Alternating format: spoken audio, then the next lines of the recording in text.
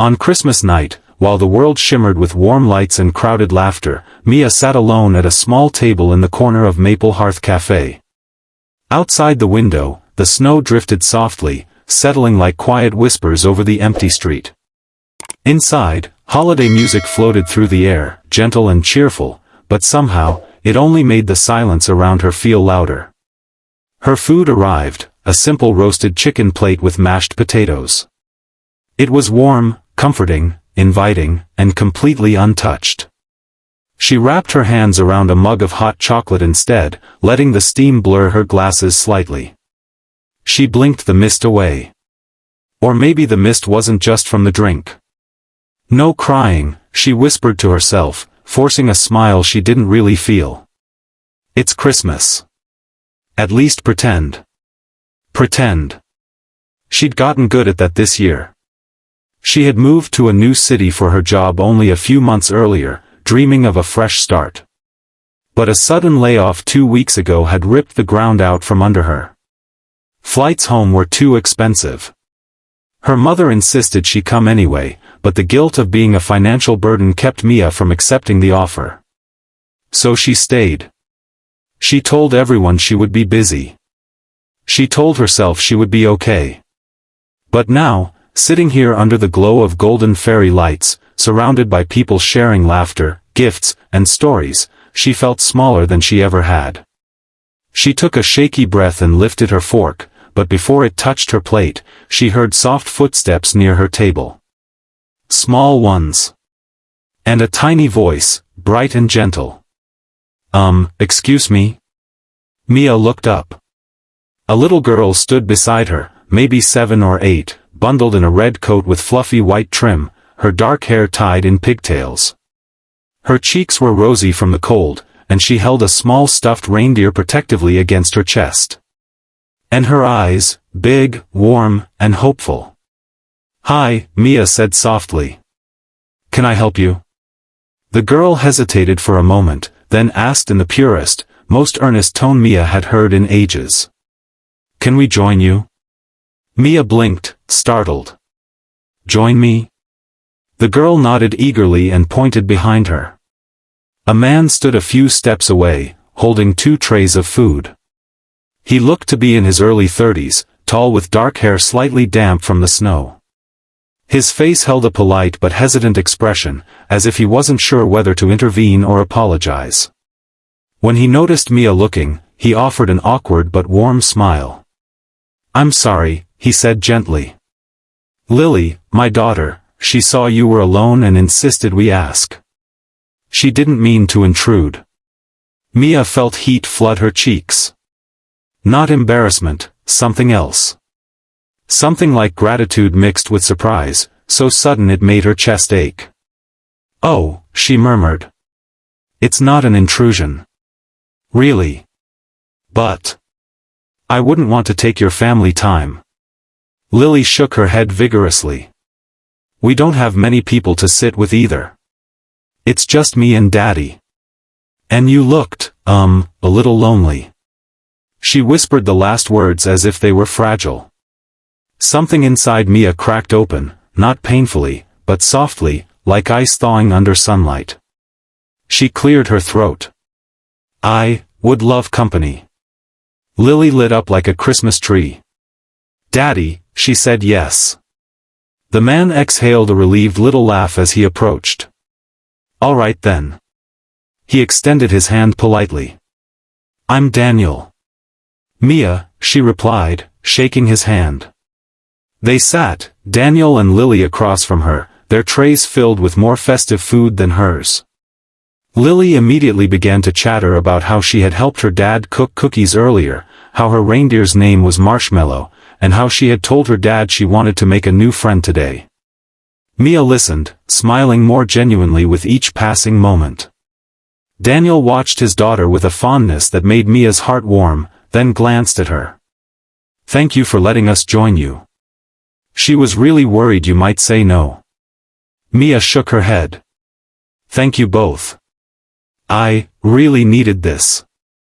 A gentle understanding passed between them. Daniel didn't ask why she was alone. He didn't pry. But something in Mia felt safe enough to share anyway. I lost my job this month, she said quietly, fingers tracing the edge of her mug. And I couldn't go home for Christmas. So I figured this would be better than staying in my apartment. But it kind of just felt lonely either way. Lily's little face softened with concern. That sounds really hard.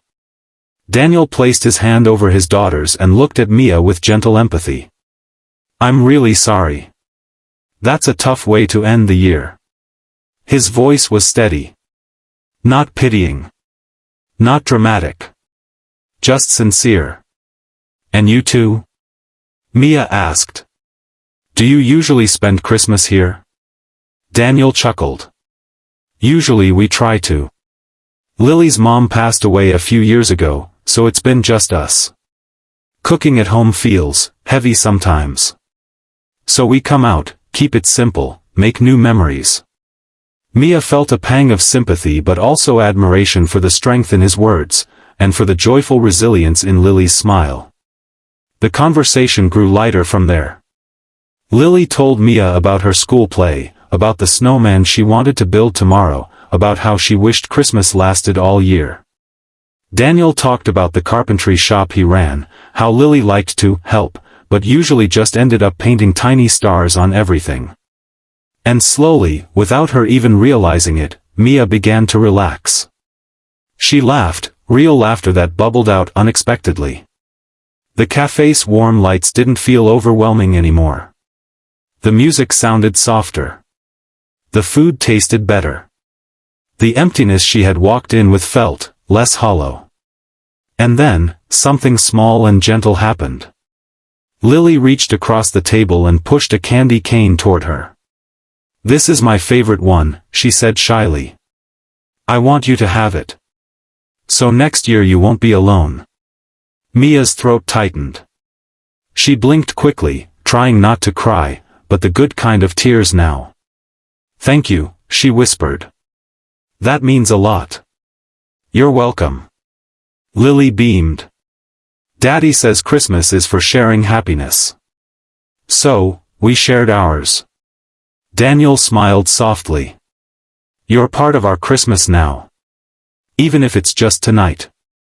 Part of our Christmas. The words wrapped around her like a warm scarf. Later, when they finished eating, Lily tugged at her father's sleeve. Can we go outside? I want to show Mia the snow angels. Mia hesitated. Oh, you don't have to. Yes, we do. Lily giggled. It's tradition. Daniel stood and grabbed their things. She's right. And once she declares something a tradition, there's no escaping it. They stepped outside. The snow was falling harder now, flakes drifting down in slow, swirling patterns. The entire street glowed under the pale lights. Lily immediately flopped onto the snow-covered sidewalk, spreading her arms wide. Come on, Mia. Mia laughed. Okay, okay.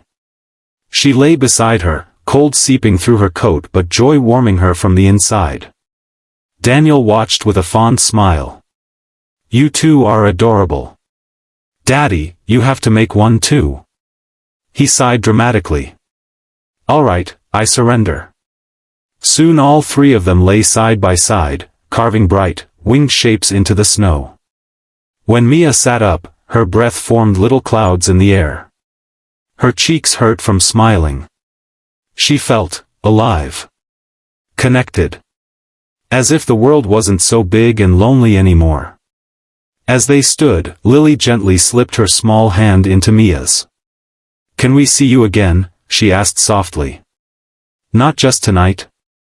Mia looked down at her, this brave, bright child who had walked up to a stranger on Christmas night and given her something no one had offered her in a long time. A place to belong. I'd really like that, Mia said, squeezing her hand. Daniel exhaled a breath he didn't realize he was holding. Good. We'd like that too. They walked together down the snowy street, the cafe lights behind them, the night filling with new warmth. Mia didn't know what the future held, whether she'd find another job soon.